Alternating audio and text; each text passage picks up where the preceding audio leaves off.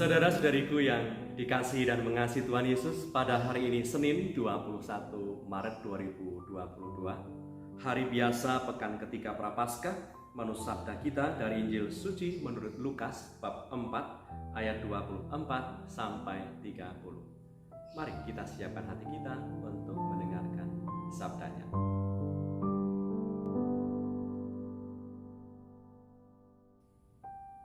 Sekali peristiwa ketika Yesus datang ke Nazaret, ia berkata, "Aku berkata kepadamu, sesungguhnya tidak ada nabi yang dihargai di tempat asalnya.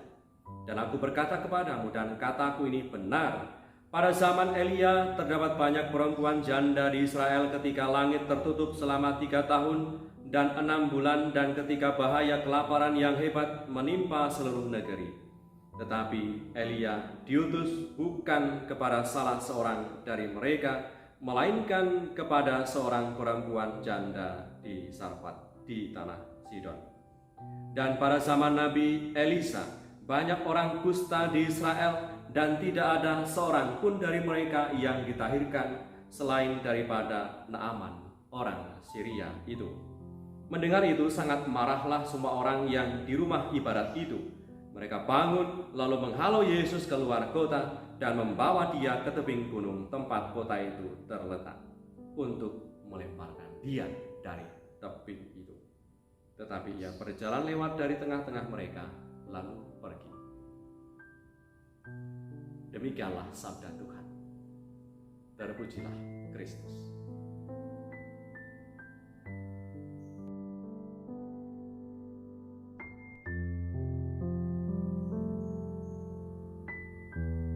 Saudara-saudariku yang terberkati, kutipan sabda yang baru saja kita dengar dan renungkan hari ini kisah di mana Tuhan Yesus ditolak oleh orang-orang sekampung halamannya. Bila kita hanya membaca teks yang kita dengar hari ini, kita tidak menemukan alasan mengapa Tuhan Yesus sampai ditolak oleh orang-orang sekampung halamannya. Maka ketika kita membaca dalam teks sebelumnya, kita akan menemukan alasan mengapa dikatakan tadi oleh Tuhan, sesungguhnya tidak ada nabi yang dihargai di tempat asalnya. Orang-orang sekampung halaman Tuhan mendengar tentang semua apa yang telah dilakukan oleh Tuhan. Tuhan Yesus kan sudah banyak melakukan ragam macam mukjizat di Kapernaum dan sekitar Galilea. Tentunya mereka ketika sudah banyak mendengar tentang segala apa yang telah dilakukan oleh Tuhan, mereka punya agenda tersembunyi terkait dengan Tuhan. Dikatakan alasan mengapa Tuhan Yesus mengatakan sesungguhnya tidak ada nabi yang dihargai di tempat asalnya dalam ayat 23. Dikatakan demikian. Maka berkatalah ia kepada mereka, "Tentu kamu akan mengatakan pepatah ini kepadaku, hai tabib, sembuhkanlah dirimu sendiri. Perbuatlah di sini juga, di tempat asalmu ini, segala yang kami dengar yang telah terjadi di Kapernaum."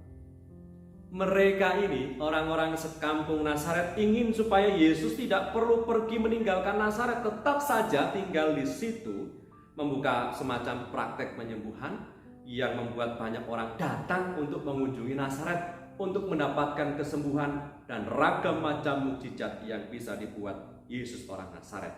Sehingga oleh karena tindakan seperti itu, Nazaret menjadi terkenal dan besar menurut harapan mereka.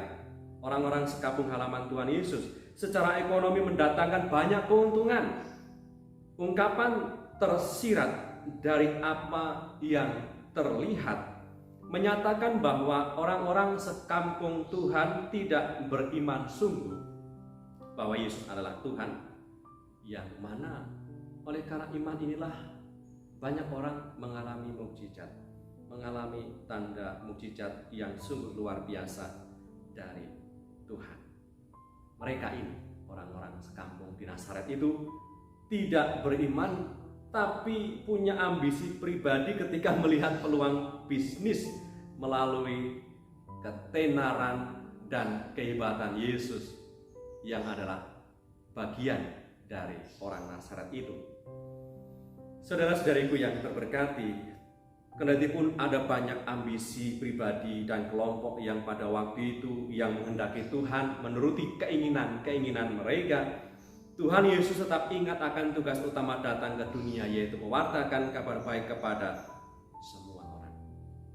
Maka ketika orang-orang sekampungnya meminta dia untuk di Nazaret saja, Yesus menolaknya. Dan ketika Yesus menolaknya, menolak keinginan mereka, maka mereka punya alasan juga untuk menolak Yesus dari kampung halaman mereka. Saudari-saudaraku yang terberkati, Tuhan Yesus adalah kabar gembira bagi semua orang yang berkenan menerimanya. Kabar gembira, tetaplah kabar gembira, kendati pun ditolak dan tidak diterima.